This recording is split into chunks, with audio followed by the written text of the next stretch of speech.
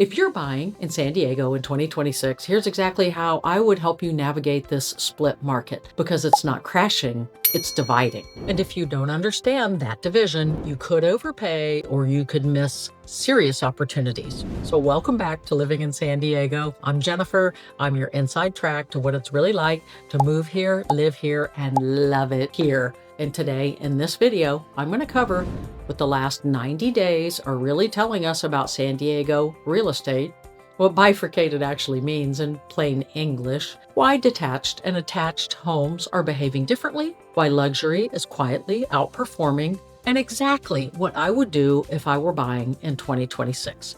So let's get into it.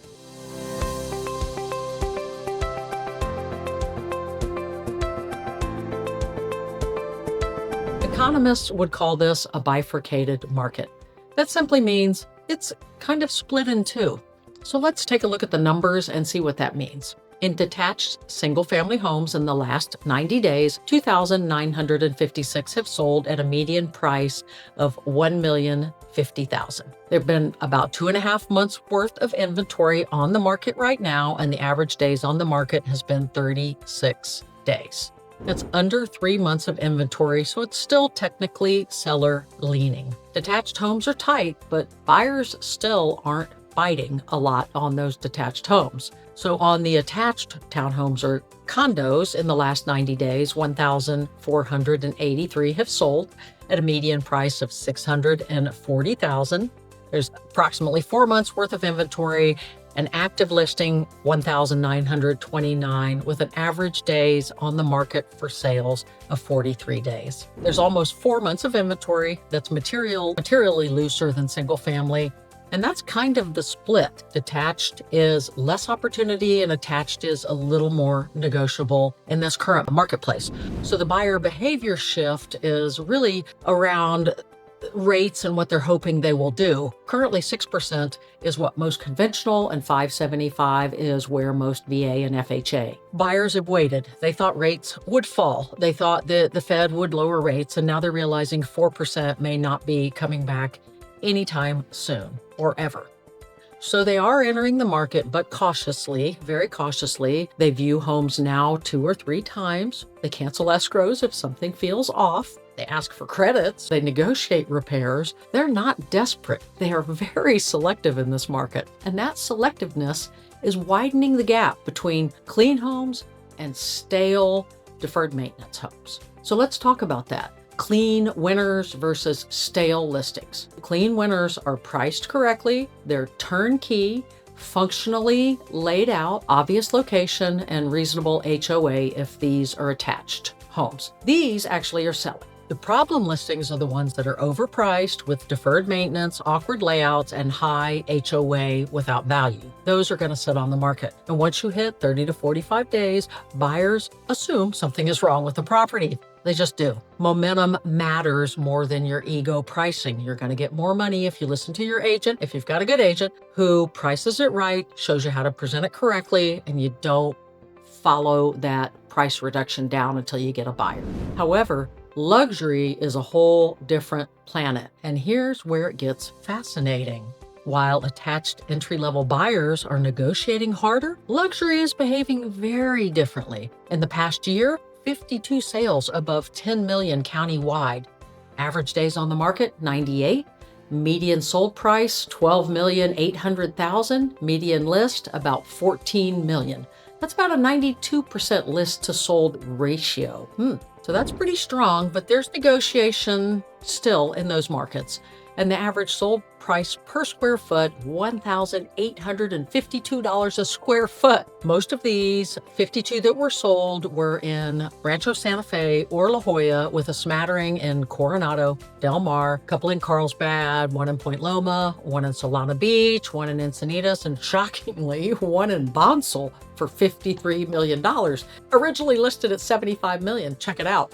Sold at $53 million, $6,738 per square foot. That's crazy in Bonsall. Let that sink in. Ooh, that's crazy. San Diego County is not one market. As you can see, we're 4,500 square miles. It is multiple micro-economies layered on top of each other.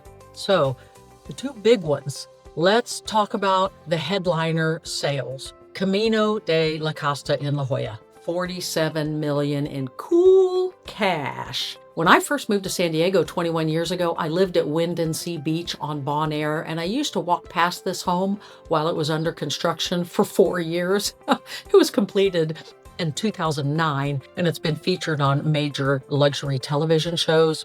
It just traded at 47 million cash. Wow, that's legacy money.